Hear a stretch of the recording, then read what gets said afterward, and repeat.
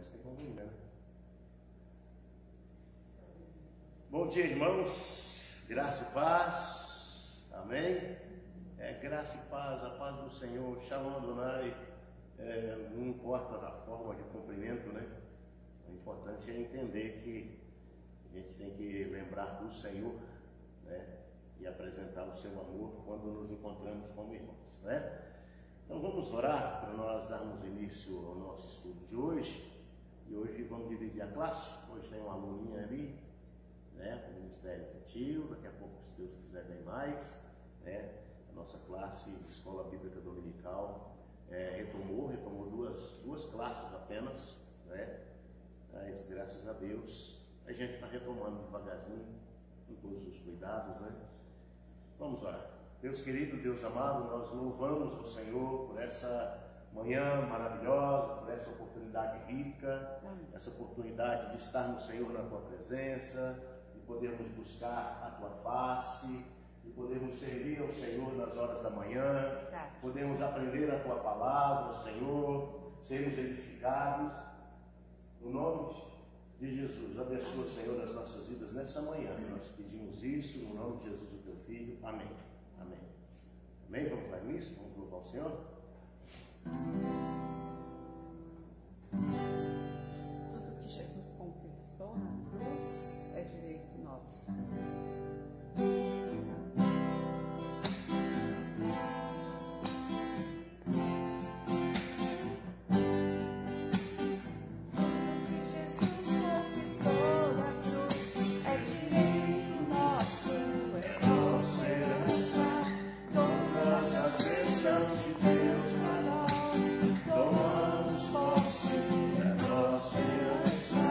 Toda vida por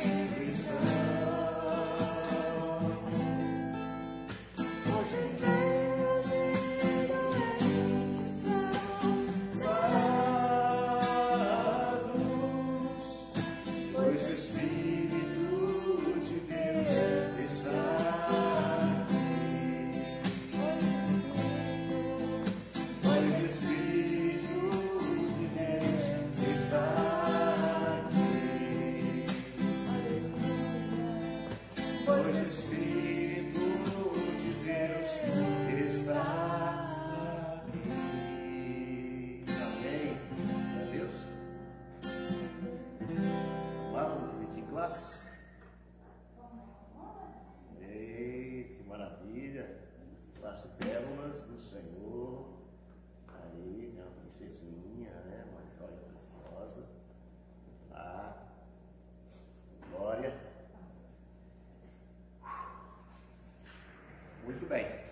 Eu quero pedir que os irmãos abram Lucas capítulo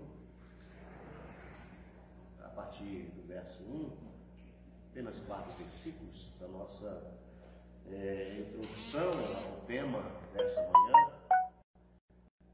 Nós estamos trabalhando na Escola Bíblica Dominical, História do Cristianismo 2, né, porque nós já tratamos do Cristianismo 1, né, nós já tratamos do fundamento da Igreja Primitiva, depois nós tratamos da incorporação do cristianismo no Império Romano, né, nós trabalhamos Constantino, nós trabalhamos a era da Igreja Medieval, nós trabalhamos os pais da igreja já na Escola Bíblica Dominical, e a última vez eu disse, nós vamos trabalhar então o pós-reforma protestante.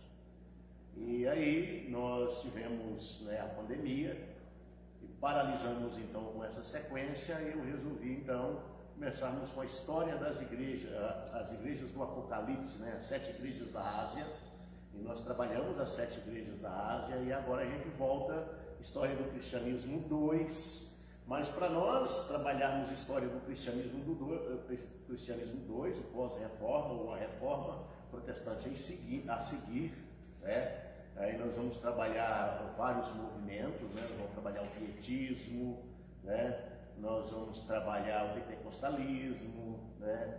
Nós vamos trabalhar o avivamento da Rua Azusa, né? Nós vamos trabalhar o surgimento de várias igrejas na teologia da prosperidade, no Brasil a era das igrejas das comunidades. Então é uma sequência, nós vamos trabalhar isso, né? Nós vamos trabalhar o puritanismo também, né? Puritanismo clássico. Tem vários temas então que a gente trabalhará, mas é preciso que nós entendamos que o cristianismo ele teve uma influência direta, né? Para que ele se estabelecesse como parte do Império Romano. E o Império Romano agasalhasse dentro de si o cristianismo como religião oficial do Estado.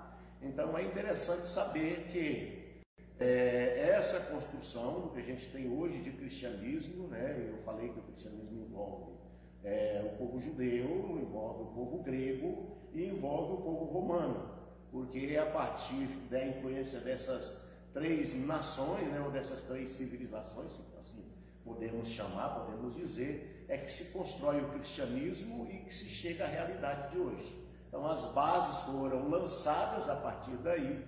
Lógico que a gente tem toda uma influência depois escrita, né? Quando a gente tem a descoberta dos livros do Mar Morto, né? Os escritos achados em jarros de barro, de argila, né? E depois a comparação com isso, a influência dos assírios, né? A influência dos bárbaros, lá do não bárbaro, como é que é? Sibéria, dos siberianos, né? E toda essa influência histórica no mundo, mas em relação ao cristianismo, a influência são essas 3 bases principais. A história das civilizações, a questão das civilizações tem essa incorporação, né? Mas tem também os assírios e eu acabei de falar, os bárbaros, né? Sibérios, né? Siberianos, então tem também uma influência direta, mas eu estou falando de forma generalizada quando eu incluo eles, mas quando se fala de cristianismo, a contribuição principal está relacionada ao judeu, né, aos hebreus, está relacionada aos gregos e está relacionada aos romanos. A influência dos romanos foi trabalhada no domingo passado, hoje nós vamos trabalhar a influência dos gregos, numa outra oportunidade a influência do povo judeu, né? E aí sim nós entraremos na era pós-reforma protestante, para nós entendermos de fato como que se deu todas essas transformações. E o que você tem aí hoje dentro de uma realidade? Você tem uma divisão histórica dentro do próprio cristianismo, né? Você tem o cristianismo católico, apostólico romano, você tem o cristianismo ortodoxo, da mesma linha católica apostólica romana, né? Mas uma linha mais tradicional, mais conservadora, né? E que manteve outra linha, acabou se separando da igreja católica, né? Os famosos ortodoxos. Depois você tem a reforma protestante com Lutero. Junto com Lutero você tem logo depois os calvinistas. É importante lembrar dos anabatistas, que surgiram na época de Lutero. Você depois precisa trabalhar a questão relacionada a uma linha, depois do protestantismo, uma linha chamada santidade, a linha da santidade. Aí você vai trabalhar o metodismo de John Wesley, e você vai ter uma sequência para você entender a roupagem histórica que é o multifacetado cristianismo hoje, né? Inclui católicos ortodoxos, protestantes. Esses protestantes se subdividem em vários grupos, né? Vários grupos pentecostais, neopentecostais, tradicionais, calvinistas, arminianos. Aí entre os pentecostais você tem outra subdivisão, né? Você tem divisões históricas extraordinárias no meio evangélico, as diversas faces, as diversas cores, as diversas formas de pensar e tal. Você tem no espiritismo, você tem o espiritismo kardecista. Dentro do espiritismo ainda tem outra linha de espiritismo, né? Também subdivide. E na verdade o cristianismo ele tem aí multifaces, né? Se você for colocar tudo isso dentro do cristianismo. Para nós chegarmos a esse entendimento, é importante que a gente comece a compreender as bases e como que essas bases tiveram influências diretas na composição do cristianismo a partir do século III. Ok? Aí você vai entender o porquê que de repente uma proposta de Jesus se transformou numa proposta dos homens, e a proposta de Jesus foi esquecida por muitos séculos, né? Muitos séculos. A reforma protestante tenta resgatar, mas ainda assim não consegue resgatar o verdadeiro propósito da vinda de Jesus a esse mundo. Agora é que a gente começa de fato a saber qual que é realmente o propósito de Deus na pessoa de Jesus, né? Mas tudo bem, vamos lá. É importante nós vermos então o que Robert Nichols escreve, porque todo esse estudo é baseado, né, no estudo dele. Eu pego a partir daí, né? Depois, quando nós entrarmos no pós-reforma, História do Cristianismo 2, aí eu vou lembrar do meu professor de teologia, né? O Vander, é isso, né? Tem hora que eu esqueço o nome dele, né? Vander Proença, lá do livro Por Integral, lembra aí? Quando eu esqueço, desculpa aí, professor. Aqui é Vander, aqui é o nome que a gente não está muito acostumado. Tudo bem. Uma das coisas que tornam o estudo da história da igreja uma inspiração é que esse estudo nos convence de que Deus está realmente operando a salvação do gênero humano no mundo em que vivemos. Então, o centro de todo esse estudo tem a ver com a salvação do ser humano, né? Porque até a vinda de Jesus o ser humano vivia dentro de uma mentalidade, a mentalidade que guiava principalmente os judeus e depois a própria igreja por muitos séculos, era a mentalidade do decálogo, né? As 10 leis, né? As leis de Moisés, ou os 10 mandamentos. Então os 10 mandamentos era o norte da questão religiosa ao início do cristianismo, e vai perpetuando inclusive pelo próprio catolicismo romano, né? E aí a norma salvífica, né, é a obediência aos 10 mandamentos. Acontece que Jesus vem justamente porque o ser humano não consegue obedecer os 10 mandamentos, né?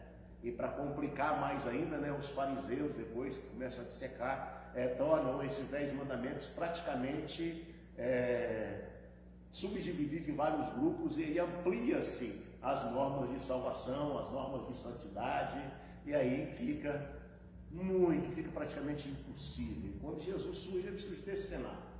Ele vem num cenário religioso praticamente impossível. E Jesus consegue cumprir 100% todas as exigências dessas normas salvíficas impostas pela lei. Então, qual que era o fator estabelecido para a salvação do homem? O cumprimento das leis. Essas leis, elas vinham a partir dos 10 mandamentos, e aí se transformavam em um grande grupo de leis, né? É interessante que a gente vê isso aí, principalmente descrito no Pentateuco. Vocês sabem o que são Pentateuco? O que é um Pentateuco? Os 5 primeiros livros da Bíblia, né? E os 5 primeiros livros da Bíblia incorporam de fato a ideia salvífica através da lei. E aí isso se transforma na famosa lei mosaica, pelo qual os judeus até hoje servem como norma salvífica. É a lei mosaica, a lei de Moisés. E essa é a norma salvífica. O catolicismo romano incorpora também a questão da lei dos 10 mandamentos como regra de salvação. E Jesus vem romper justamente com isso. Não que ele vem dizer que a lei não valha. A lei tem um valor e um significado muito maior agora com Jesus. Porque de fato a lei é compreendida na pessoa de Jesus. Porque ele cumpre toda a lei e o véu do templo se rasga. O véu do templo era um véu de separação entre o ser humano e Deus, né? A condição de que se ultrapassar o véu era a extrema santidade. Por isso o sumo sacerdote tinha todo aquele ritual para poder adentrar no chamado Santo dos Santos, né? E aí para se chegar à questão das leis. Vamos lá.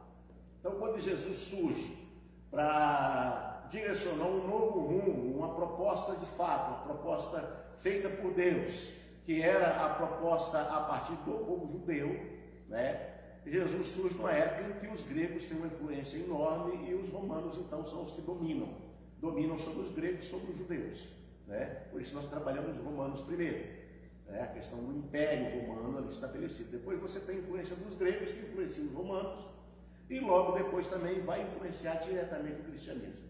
É tanto que todo o Novo Testamento é escrito em... Vamos lá? Todo o Novo Testamento é grego. É grego. O Velho Testamento é hebreu. Hebraico e aramaico. Toda a escritura do Velho Testamento é hebraico e partes do aramaico. O aramaico é uma, vamos dizer assim, uma ramificação do hebraico. Então o aramaico dá esse sentido. Quando Jesus grita lá, Elohim, Elohim, lama sabachthani, ele utiliza o aramaico. Similares, né? Como o português, como o inglês americano e o inglês da Inglaterra. É o mesmo inglês, mas a questão da língua ali difere nos termos de alguns, porque o inglês se originou com os originários da língua inglesa, que são os ingleses, né? No caso do português nosso, é um português parecido com o de Portugal, mas nem tão parecido assim. Em relação a aramaico e o hebraico era isso, né? Então você tem aí o Novo Testamento praticamente todo tomado pelo grego e não pelo latim. O latim é a língua de quem mesmo? Latim, dos romanos. Dos romanos, entendeu?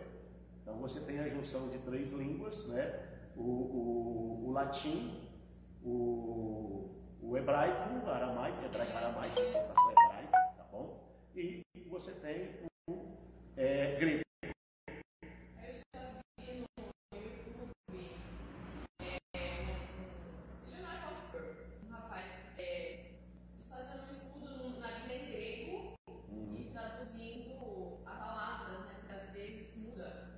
Sentido. O sentido. Uhum. A nossa Bíblia que a gente tem a tradução, ele lê lá o original no grego e aí ele compara as palavras que podem, assim, que realmente podem significar aquilo, né? Então, no caso do hebraico, por exemplo, a palavra ela tem um sentido muito amplo. Ela é ampla. Por exemplo, você vai traduzir. Aí a palavra, por exemplo, nossa, manga, uma fruta, né? Ela tem essa ramificação. Hebraica e latina, latim e grego. E aí o sentido de manga que a gente vê, por exemplo, no grego, tem vários sentidos. né? Vamos colocar o grego aqui, que é, no caso, da linguagem dominante, né? O grego, que acabou, lógico, no caso do latim ele se perdeu, se tornou uma língua morta, né? São pouquíssimos que conseguem dominar o latim ainda, né? Dentro do próprio catolicismo romano. Já o grego não, o grego ainda continua sendo uma língua aí, né, que influencia muitas nações, e o hebraico tem um berço histórico, né? Então é importante isso nós compreendermos. Então, a preparação para o cristianismo, nós temos então a contribuição dos romanos, dos gregos e dos judeus. Então vamos lá. Lucas, ele vai escrever no Evangelho de Lucas, no capítulo 1.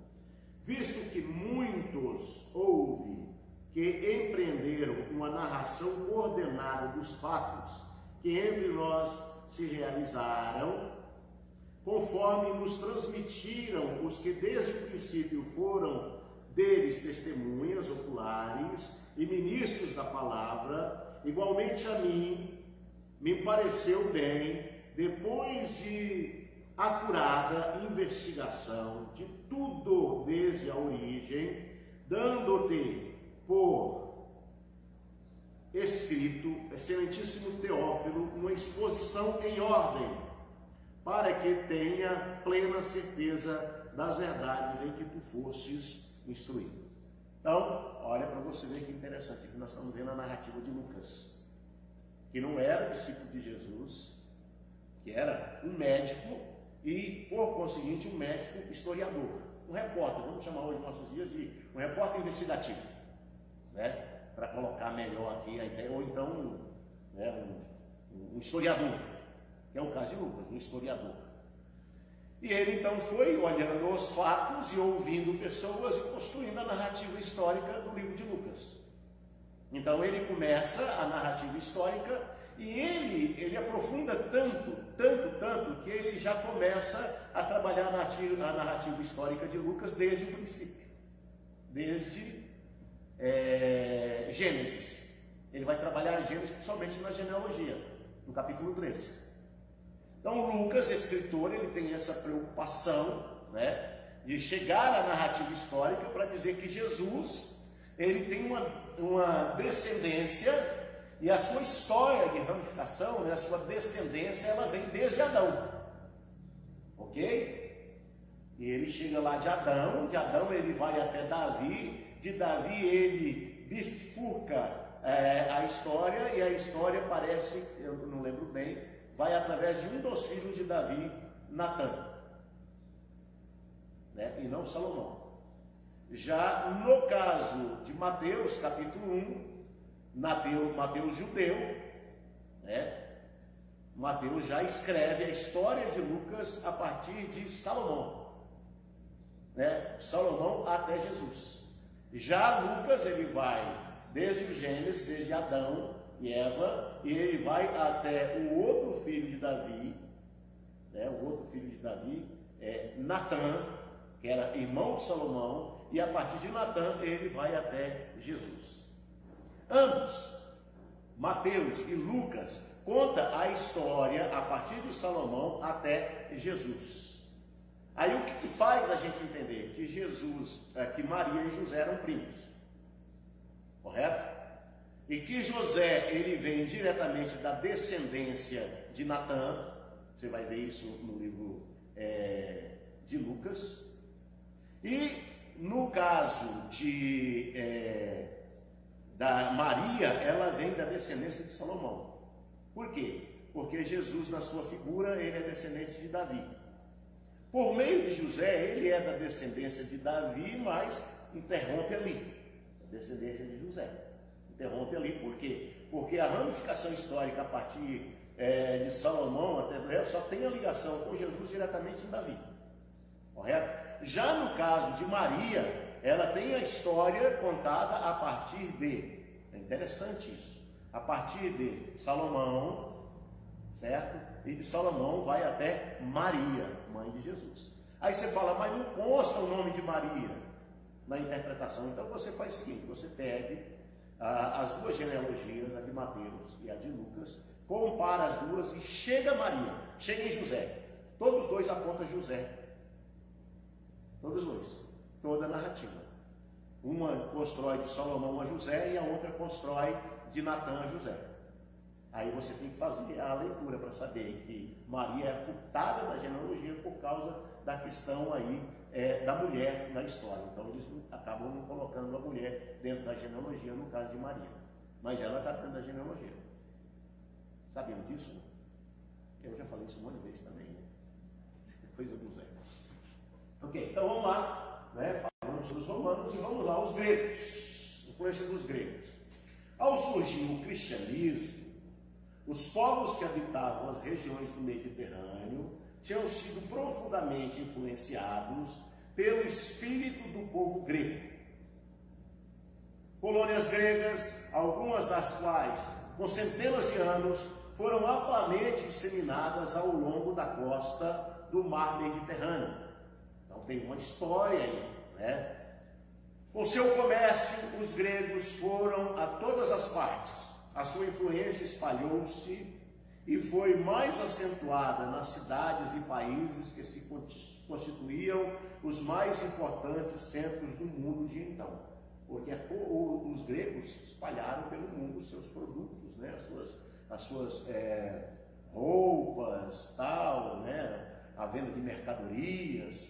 E o grego, então, tem uma influência enorme. E os romanos, quando eles tomaram o poder, né? E eles assumiram como uma grande potência mundial, ele agasalhou os gregos muito bem, porque havia interesses comerciais muito grandes e os gregos tinham uma estrutura comercial, né? Porque assim, só para a gente entender, quando o império se estabelece, o maior interesse do império tem a ver com a questão comercial, correto? Então nós temos hoje, por exemplo, dois grandes impérios e tudo indica que em poucas décadas aí a China ultrapassará os Estados Unidos, correto? Qual é a hegemonia então em relação a essas superpotências? A hegemonia do comércio. Hoje a gente chama de livre mercado, né? O livre comércio, né? O enriquecimento do país através do fortalecimento do produto interno bruto de cada país.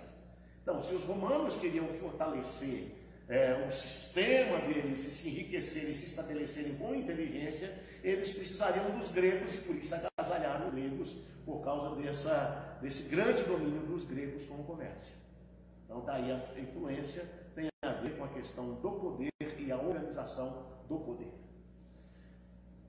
Onde que isso entra em relação ao cristianismo? A mesma linha.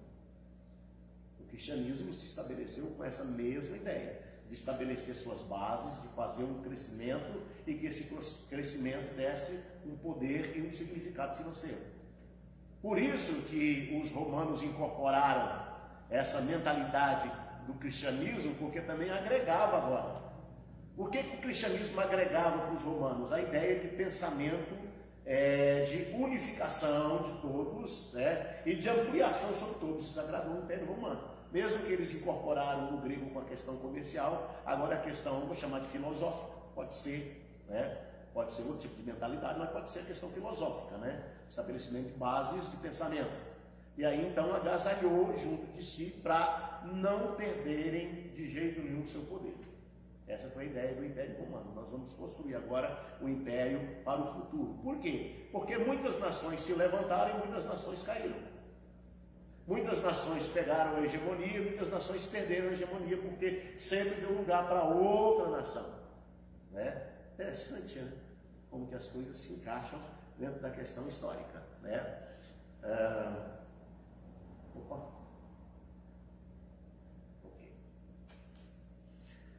Tão poderosa foi a influência dos gregos, que denominamos greco-romano esse mundo antigo, certo? Então, o mundo antigo hoje é greco-romano, influência direta dos gregos e dos romanos. Porque Roma o governava politicamente, mas a mentalidade dos povos desse império tinham sido moldada fundamentalmente pelos gregos. Então, os romanos, ao governar o mundo, têm aqui a mente dos gregos. Né? Por isso, o grego ganha esse significado enorme desde a época de Jesus. Correto?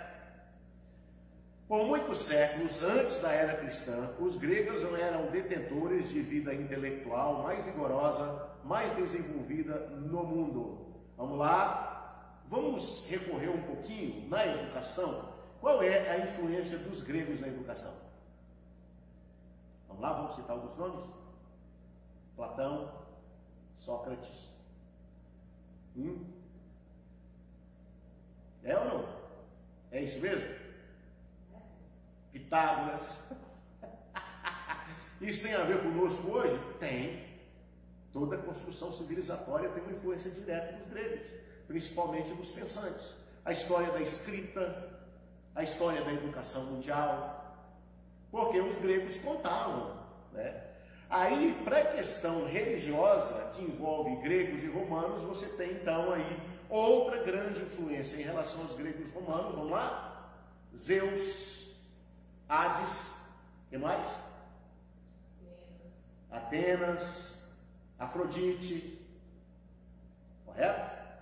Dentro do pensamento filosófico, né? E isso por muitos anos construiu-se a base religiosa, vamos chamar de religiosa, né? Porque não dá para trabalhar a questão dos elementos, por quê? Porque era um panteísmo de deuses, né?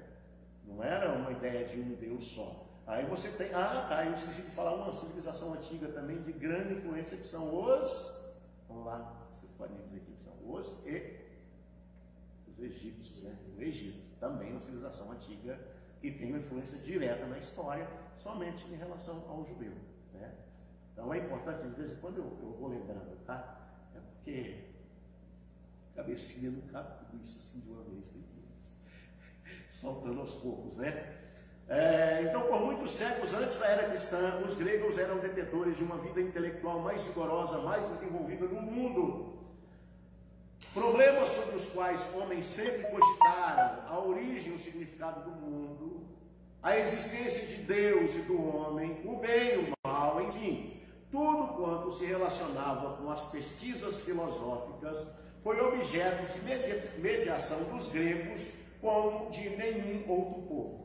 Então, por isso a influência dos gregos na história do cristianismo. Correto? Deu para entender os romanos e agora deu para entender os gregos?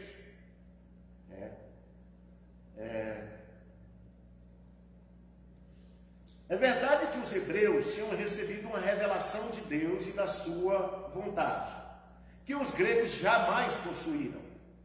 Mas os judeus não eram dados a pesquisas, a indagações, nem se interessavam pela discussão dessas questões como faziam os gregos. Por quê? Porque os judeus eram unicistas. Não são até os unicistas.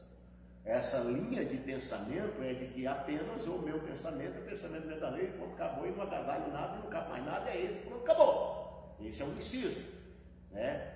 Às vezes, quando nós fazemos defesa de certas teses nossas, nós acabamos nos tornando unicistas porque a gente não incorpora nada. A gente acaba achando que a minha visão de mundo ela é absoluta e a minha verdade é uma verdade absoluta, pronto, acabou. Isso é unicismo. Os judeus eram. Então eles não paravam para pensar, não paravam para analisar, não paravam para ver a relação da história com a construção. Por quê? Porque no caso dos judeus, a construção histórica é específica. Então eles estão errados de ser unicistas? Não. Mas isso atrapalhou eles no quê? De enxergar Jesus na história. Correto? Então eles não se abriram para Jesus justamente por causa dessa forma de pensar. Já os gregos não. Os gregos agasalhavam tudo, né? Porque eles tinham suas dúvidas, levantavam as questões, relacionava na escola, né, filosófica, e na escola filosófica se dizia, tal região e tal povo de tal mundo pensa assim, tal e tal povo tem uma história que pensa assim, e eles colocavam tudo isso e construíam uma base histórica. Essa é a influência direta dos gregos. Por isso o sentido da língua grega é tão amplo.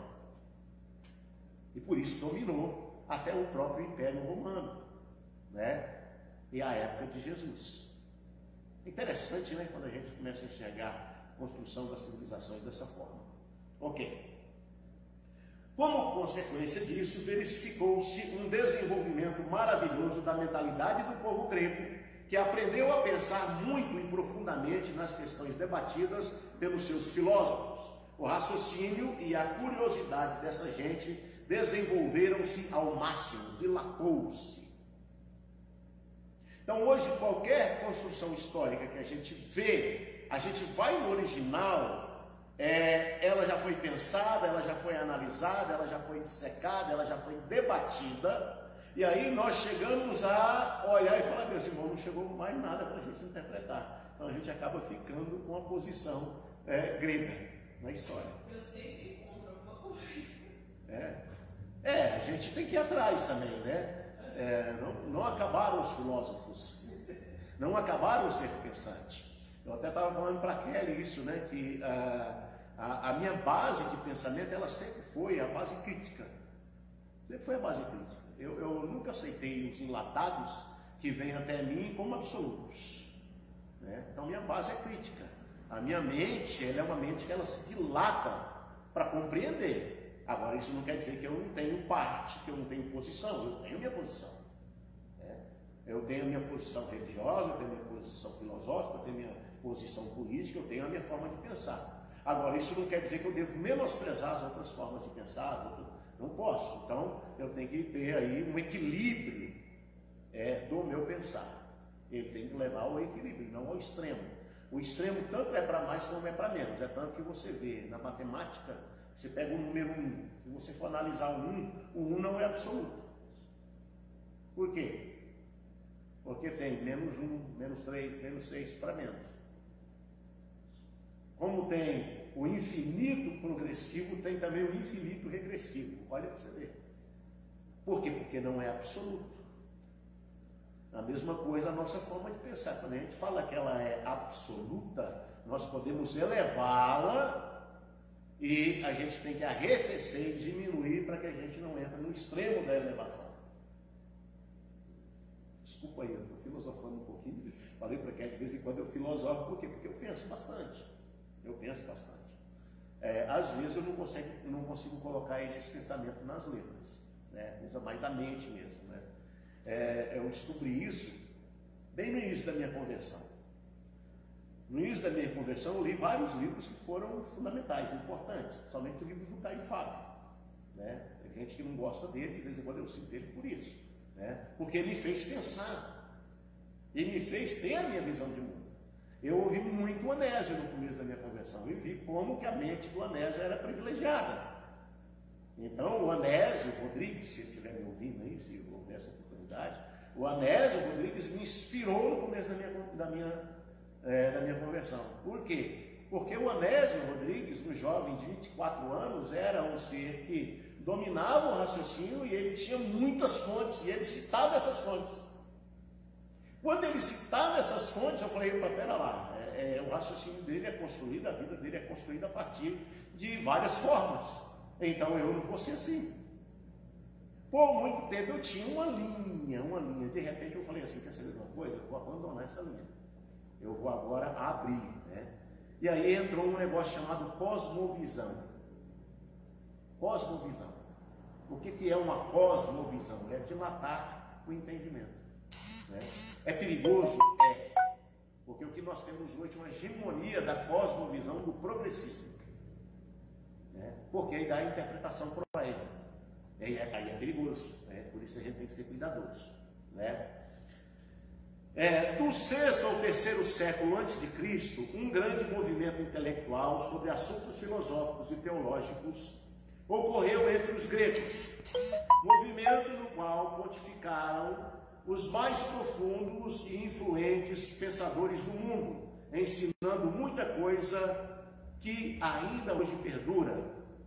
Como consequência disso, verificou-se um desenvolvimento maravilhoso da mentalidade do povo grego, que aprendeu a pensar muito e profundamente nas questões debatidas pelos seus filósofos. O raciocínio e a curiosidade dessa gente desenvolveram-se ao máximo. Eu mudo lá? Esqueço. Como exemplo dessa influência, temos Sócrates, aparecendo nas praças públicas de Atenas, a lerem perguntas e a debaterem assuntos e ideias que obrigavam os homens a meditar em problemas que jamais tinham entrado em suas cogitações. Isso resultou em que o grego típico tornou-se um homem vivaz, inquiridor, polemista, ansioso por falar em assuntos profundos e coisas que se relacionam com o céu e com a terra. Essa era a mentalidade do povo grego. É fácil compreender o resultado do contato do grego com os outros povos. A sua influência estendeu-se por toda parte, aprofundando o pensamento dos homens nessa ideia e pesquisas que se relacionavam com os grandes problemas da vida. Então, tinha todas essas questões, eles levantavam essas questões, eles debatiam essas questões, eles aprofundavam nessas questões, e aí surge, a ideia da exegese. Não só a hermenêutica, que é a interpretação, mas a exegese, que é o aprofundamento além da interpretação.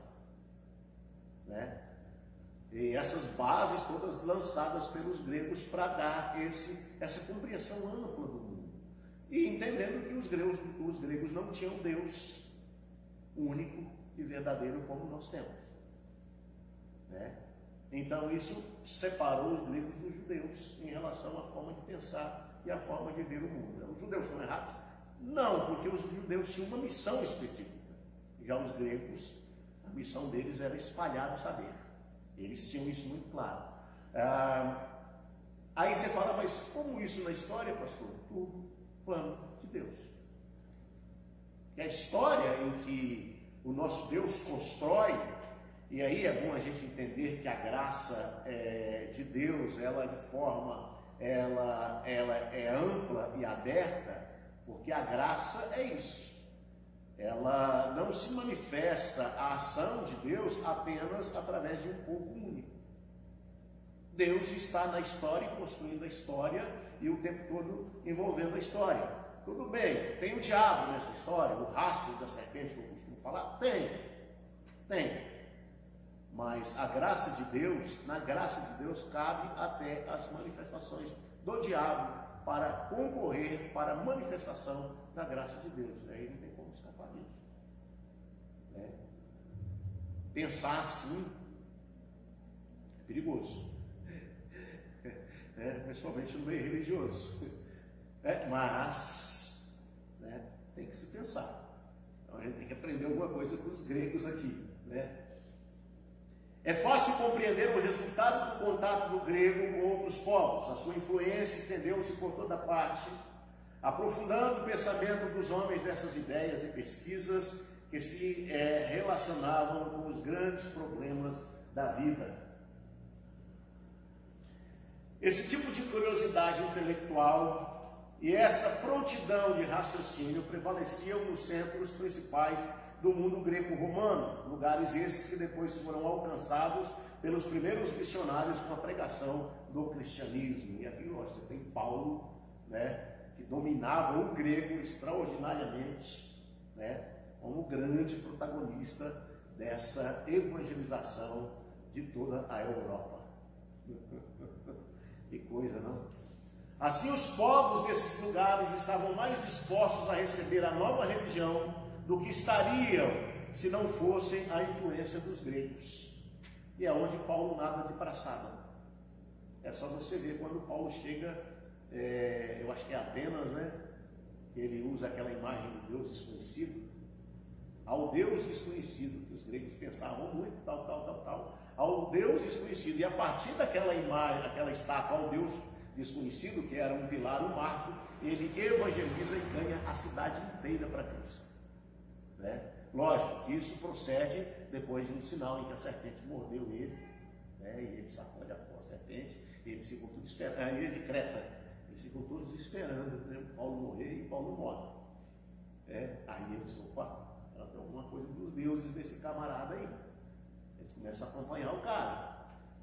Esse cara aí tem algo especial. Os prisioneiros que temos aqui, ele é um prisioneiro diferente de todos.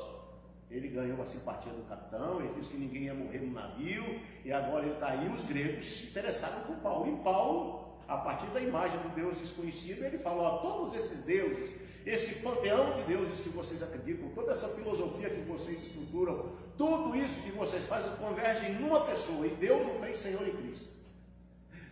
Senhor e Salvador do mundo. Aí eles abraçam Jesus numa alegria profunda, e por isso o Evangelho se espalha tanto na Europa. Que coisa, né? Extraordinário pensar assim, né? Enxergar as coisas dessa forma, né? Os gregos fizeram outra contribuição. Desculpa. Assim, os povos desses lugares estavam mais dispostos a receber a nova religião do que estariam se não fossem influência dos gregos. Os gregos fizeram outra contribuição importante para o preparo do mundo para o advento do cristianismo, disseminando a língua em que esse seria pregado ao gênero humano pela primeira vez. Uma prova da extensão e da influência do grego. Vê-se de fato que a língua mais falada nos países situados às margens do Mediterrâneo era o dialeto grego conhecido por Koine, ou dialeto comum. Então, a língua comum. Com o surgimento da evangelização da América, né, onde os grandes agrupamentos surgem no século XVII, e depois como isso se espalha pelo mundo, né, como que a evangelização a partir da América, ela espalha pelo mundo, tem a ver com a língua dominante, né? Qual a língua mais falada no mundo hoje? O inglês, correto? Então, qual foram os maiores evangelistas, missionários espalhados pelo mundo e as maiores bases missionárias que existem? Americanas. Certo? Porque eles compreenderam isso. Por que Paulo fez isso? Porque Paulo também entendeu o seu tempo. Né? Se você vai evangelizar a China, que hoje o segundo idioma mais falado é o mandarim, né? A diferença em relação à China é que lá é fechado, o evangelho é fechado, mas ainda assim muitos chineses creram. Tem muitos chineses que confessam a sua fé escondida. Desculpa aí se eu estou falando, viu, meus irmãos, mas só para dar um exemplo.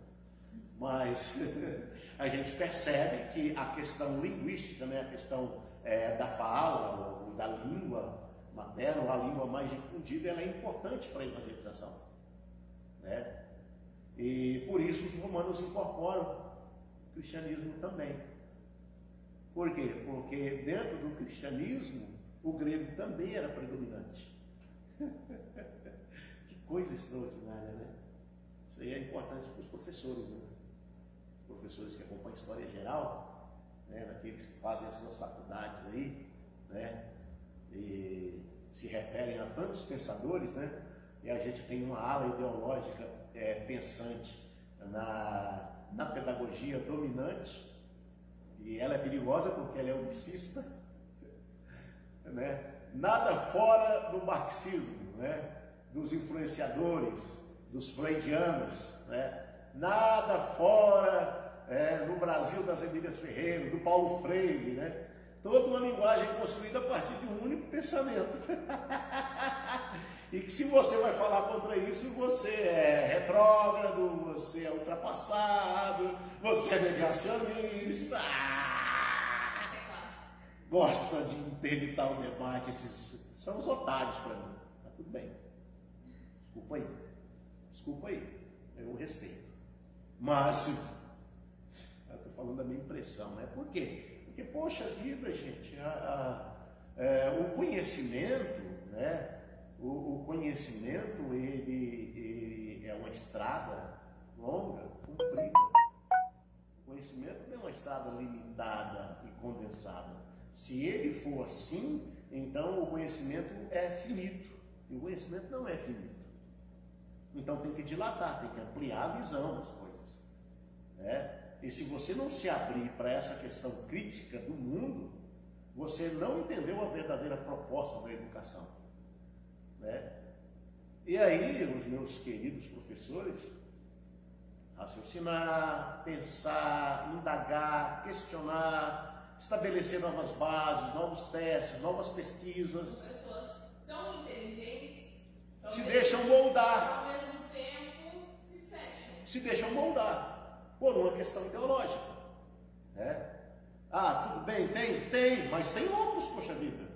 Ah, tem esse pensamento? Tem, mas tem outros pensamentos, caramba. Por que você vai rejeitar os outros? Ah, porque não condiz com o meu pensamento. Pera lá, usa os dois, põe em balança, pesa, traz o meio, traz o equilíbrio, tudo tem a ver com equilíbrio. E o pior é passar para o aluno uma única verdade. Tirar o aluno o senso crítico. Tirar todas as outras possibilidades em prol da ideologia própria. Não entendeu o que é conhecimento. Não entendeu. Isso é maravilhoso, né? Porque a mente, nossa, ela dilata à medida que a gente estuda e conhece. Agora, se a gente limita a nossa mente e a condiciona, misericórdia, fazer o quê? Mas, infelizmente, tem gente inteligente, com grande formação, mas que para mim parou no tempo. Eu conheço um monte. Eu tinha amizade com uns, até próximo, não tem mais tanto assim, mas hoje eu enxergo, olho para ele e falo, meu Deus, tem misericórdia, Jesus. Por causa disso, Os gregos fizeram outra contribuição importante ao preparo do mundo para o advento do cristianismo, disseminando a língua em que seria pregado o gênero humano pela primeira vez. Uma prova da extensão e da influência do grego vê-se no fato de que a língua mais falada nos países situados às margens do Mediterrâneo era o dialeto grego conhecido por koine ou dialeto comum. Eu mudei lá, mudei aqui, tem que entender que era essa a língua universal ao mundo grego-romano. Usava para todos os fins do intercâmbio popular. Quem quer que falasse seria entendido em toda parte, especialmente nos grandes centros onde o cristianismo foi primeiramente implantado. Os primeiros missionários, como por exemplo Paulo, fizeram quase todas as suas pregações nessa língua e nesses foram escritos os livros que vieram a construir o Novo Testamento. E é importante saber isso, que o Velho Testamento, o Novo Testamento começa a ser construído a partir a partir dos 70 depois de Cristo. E aí sim você tem uma influência enorme do grego no Novo Testamento. Enorme do grego. Os primeiros missionários, por exemplo, como Paulo, fizeram quase todas as pregações dessa língua, e nela foram escritos livros que vieram a construir o Novo Testamento. De modo que a religião universal encontrou para sua propaganda e conhecimento entre todos os homens uma língua universal. E esse auxílio inestimável foi, por Deus, providenciado por intermédio do povo grego. Correto? Então vamos lá? Entenderam, compreenderam a influência dos gregos? Dá para compreender agora como o cristianismo foi construído? Ainda não. Falta a contribuição dos judeus, que para mim é o principal, embora, porque é a origem, mas essa origem foi agasalhada por uma roupagem romana e grega. Por isso, greco-romano. No nosso caso, o nosso Brasil, ele é um país onde as leis e as normas são greco-romanas. Correto? Vamos orar? Deus amado, Deus querido, nós te louvamos mais uma vez por essa manhã maravilhosa, por essa rica oportunidade, Senhor, de podermos estudar a Tua Palavra, de termos essa liberdade de compreender o Teu plano divino através dos séculos. Obrigado por essa oportunidade nessa manhã. Abençoe nossas vidas, abençoe nossas casas, abençoe nossas famílias. Senhor, no nome de Jesus, de uma forma especial, abençoe cada pai. É nossa oração, no nome de Jesus. Amém. É todo dia, né? Meu Deus é maravilhoso.